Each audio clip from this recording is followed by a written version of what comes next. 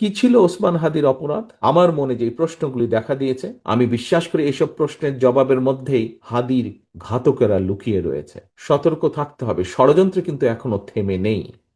গণতন্ত্রের পক্ষে সাহসী সন্তান ওসমান হাদিকে গুলি করার যে ঘটনাটি, এটা কিন্তু সেই ষড়যন্ত্রের অংশ। কি ছিল ওসমান হাদির অপরাধ? একজন রাজনৈতিক কর্মী হিসাবে আমার মনে যে প্রশ্নগুলি দেখা দিয়েছে, এই কয়েকটি প্রশ্নের জবাবের মধ্যেই আমার মনে হয় গণতান্ত্রিক আমি জনগণের সামনেও এই যে এই ঘাতকদের চরিত্র স্পষ্ট হয়ে উঠবে।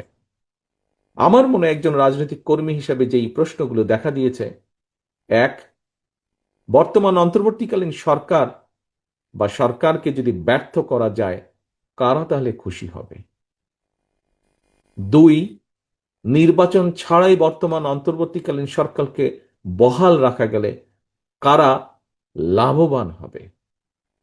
তিন, দেশে জনগণের ভোটে জনগণের সরকার প্রতিষ্ঠিত না হলে কাদের লাভ? প্রিয় ভাই বোনেরা, আমি বিশ্বাস করি এসব প্রশ্নের জবাবের মধ্যেই হাদির ঘাতকেরা লুকিয়ে রয়েছে। স্বাধীনতা প্রিয় গণতান্ত্রিক আমি জনগণের শত্রুরা ঘাপটি মেরে রয়েছে এইসব প্রশ্নের ভেতর। আমি বিজয় দিবসের এই গৌরবজনক সময় দৃঢ়ভাবে বলতে চাই, যারা স্বাধীনতা প্রিয় গণতান্ত্রিক আমি জনগণকে ভয় দেখাতে চায়, তার অবশ্যই ব্যর্থ হবে ইনশাল্লাহ। ভয়ের কোনো কারণ নেই। মানুষের জয় পরাজয়, জীবন মৃত্যু সবকিছু আল্লাহর হাতে নির্ধারিত। সুতরাং আল্লাহর উপরে ভরসা রেখে আমরা সকলে যদি ঐক্যবদ্ধভাবে জনগণের অধিকার প্রতিষ্ঠার মিছিল এগিয়ে নিয়ে যেতে থাকি, ইনশাল্লাহ ষড়যন্ত্রকারীরা অবশ্যই পিছু হটতে বাধ্য হবে।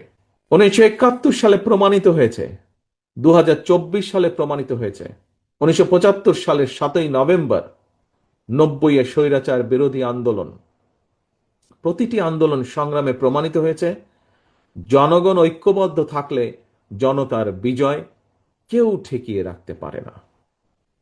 আমি দৃঢ় কণ্ঠে বলতে চাই, নির্ধারিত সময় নির্বাচন ইনশাল্লাহ অনুষ্ঠিত হবে। আসন্ন নির্বাচনকে সামনে রেখে গ্রামে গঞ্জে, শহরে বন্দরে, নগরে, বাজারে, মহল্লায়, অলিগলিতে, রাজপথে জনগণের নিজেদের অধিকার প্রতিষ্ঠার এই নির্বাচনে মিছিলে আমিও আপনাদের সঙ্গে থাকব ইনশাল্লাহ।